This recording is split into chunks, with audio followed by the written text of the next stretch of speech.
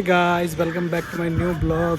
आज हम लोग यहाँ पे आए हुए हैं मिश्रिक में, जो दधीच कुंड है वहाँ पर, और ये डिस्ट्रिक्ट सीतापुर में पड़ता है। ये काफ़ी हिस्टोरिकल प्लेस है और बहुत पुराना मंदिर है यहाँ पर दधीच भगवान का, जो शायद पूरे इंडिया में और कहीं नहीं है। सिर्फ दधीच भगवान का जो वज्र बना था वो और उनका जो मंदिर है वो सारा कुछ यहीं पर है। आप जैसे देख सकते हो वो दधीच भगवान का मंदिर है और ये दधीच कुंड बोला जाता है। इसकी भी एक हिस्ट्री है जो मैं आपको भी बताऊंगा।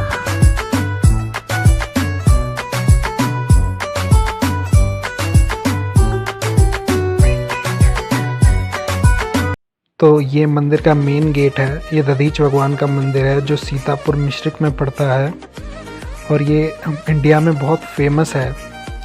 ये मंदिर का मेन गेट है। इसके अंदर विष्णु भगवान की मूर्ति रखी हुई है। जैसा कहा जाता है, जब दधीच भगवान ने अपने शरीर का त्याग किया था तो उनकी जो आत्मा थी वो विष्णु भगवान में समाहित हो गई थी। तब से विष्णु भगवान की पूजा दधीच भगवान के साथ की जाती है। तो चलिए आगे चलते हैं और दिखाते हैं आपको।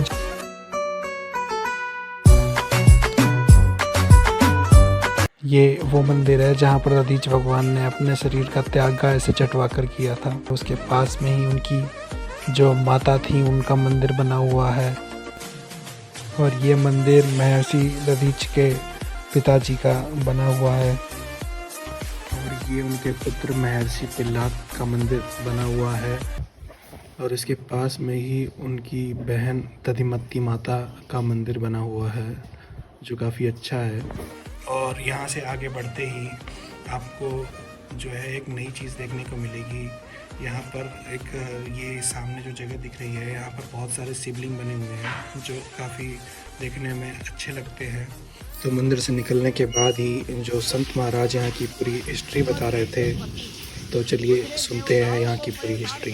शुरू कर दिया और इंद्रासन पर विजय प्राप्त किया। देवराज इंद्र वृत्तासुर से जीत नहीं पा रहे थे तो ब्रह्मा जी के पास गए और कहने लगे, प्रभु त्राहिमाम, वृत्तासुर दैत्य की मृत्यु का उपाय बताए जिससे विश्व का कल्याण हो। तो ब्रह्मा जी ने कहा, सुनो इंद्र, हमने अपने हृदय से 2 पुत्र उत्पन्न किए हैं, भृगु और अथर्वा। अथर्वा की संतान जिसने अथर्ववेद की रचना किया। अथर्वा की संतान महर्षि दधीच हैं। उनके शरीर में वज्र की शक्ति उत्पन्न है। आप उनकी हड्डियों की याचना करें, उससे वृत्तासुर दैत्य मारा जाएगा। सभी देवतागण महर्षि दधीच के आश्रम पर आए और कहने लगे, हे महर्षि दधीच, अपनी हड्डियों का दान दे जिससे विश्व का कल्याण हो।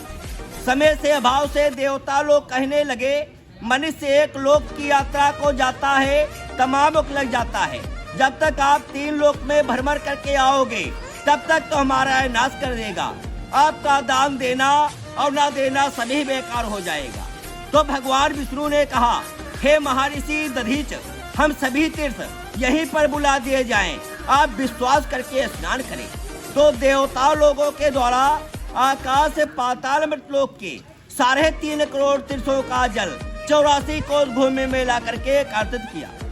88,000 ऋषि, 33 करोड़ देवता 84 कोस भूमि में विराजमान हुए। फागुन की पूर्णिमा को जब महर्षि दधीच की तपस्या समाप्त हो गई तो देवताओं ने उठा करके कमंडल महर्षि दधीच का जलाभिषेक कराया।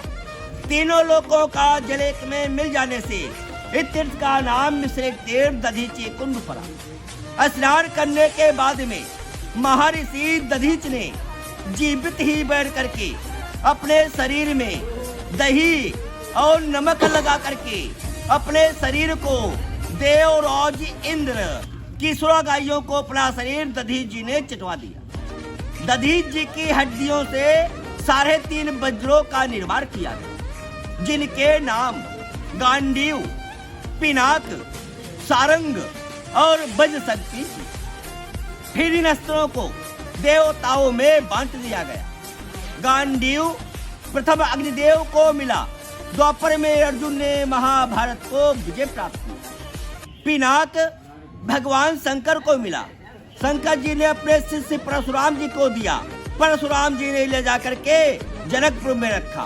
त्रेता युग में भगवान श्री रामचंद्र जी ने सीता के स्वयंवर में जनकपुर में तोड़ा। जो धनुष जनकपुर में तोड़ा गया माताजी बाबूजी, वो महर्षि दधीच की हड्डियों का था पिनाक। सारंग भगवान विष्णु ने लिया।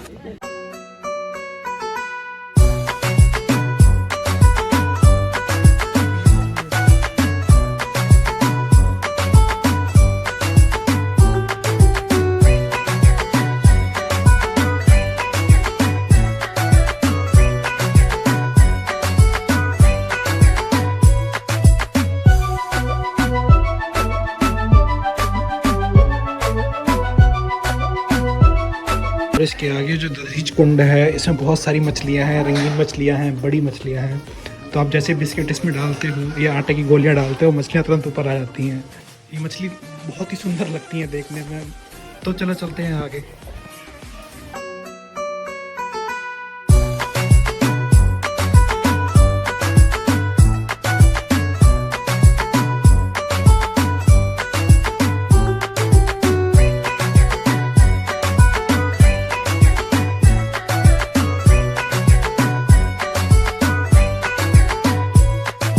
एक और मंदिर है बाबा दक्षिणेश्वर भोलेनाथ बाबा जी का, जो दधीच कुंड के दूसरे कोने पर है।